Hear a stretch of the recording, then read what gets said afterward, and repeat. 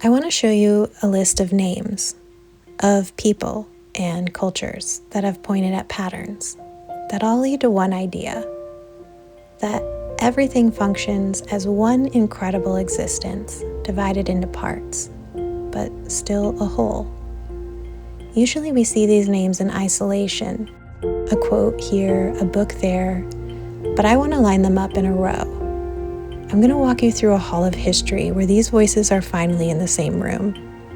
I'll be honest, it might start to feel a little like watching movie credits, kind of tedious, but that's actually the point.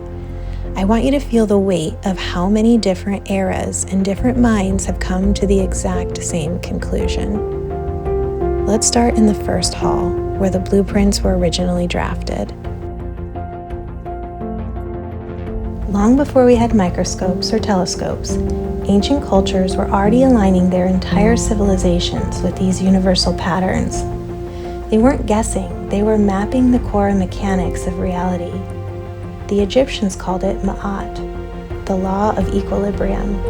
They saw the universe as an unbroken, interconnected web. They built the pyramids as geographic receipts, proving the laws of the stars are the same as the laws of the earth. While Egypt mapped space, the Vedic cultures of India mapped time. They saw great eras, nested gears of math that repeated over thousands of years like slow-moving tides. To them, time isn't a straight line. It's repeating clockwork connecting everything together. They weren't the only ones. The same observation erupted spontaneously in Greece, China, and across the Americas. Ancient cultures from around the globe saw something in common. From the Dreamtime in Australia to the Ubuntu of Africa, the conclusion was the same. You aren't a guest in the universe. You are the universe expressing itself as a person. Then the names turn into physicists. This is where the language shifts from myths to mechanics. These men weren't seeking metaphysical conclusion. They were seeking a physical definition of matter. But the deeper they went, the more the physical matter disappeared. Max Planck realized that matter itself is derivative of a conscious field.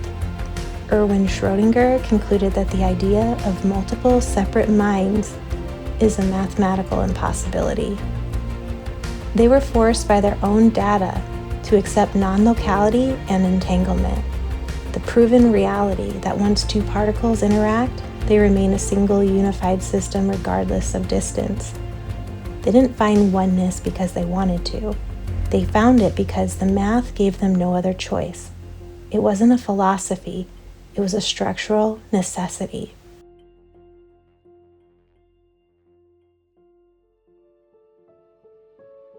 And now we see this pattern surfacing in our modern stories. From the code of the Matrix to the biological network of Avatar, these stories are just high-definition maps of the exact same reality. We see it in poets like Walt Whitman, Emily Dickinson, and Rumi, who saw the all in the small. They didn't calculate the math, they recognized the feeling. They described the self as a temporary drop in an infinite ocean. And we see it enacted by those working for social justice, like Martin Luther King Jr. and Gandhi. They realized that if the other is just another version of you, then things like empathy and love aren't just nice ideas. They are the only logical way to live. They didn't fight to do this. They simply decided to no longer participate in the illusion of separation.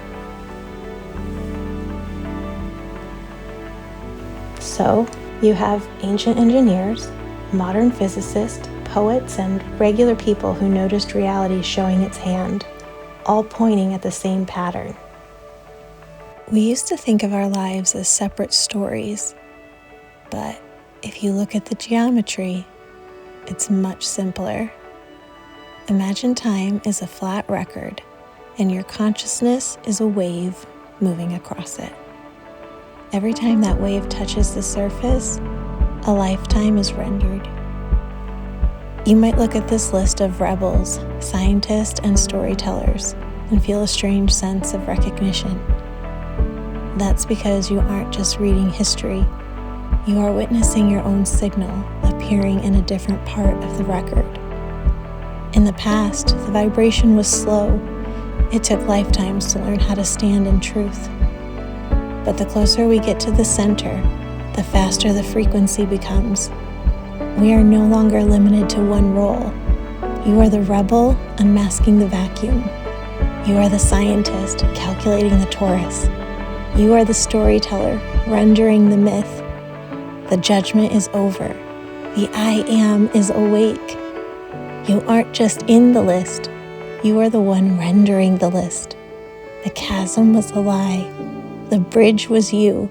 And now that the paint is off and the lens is clear, it's time to stop watching the record and start being the music.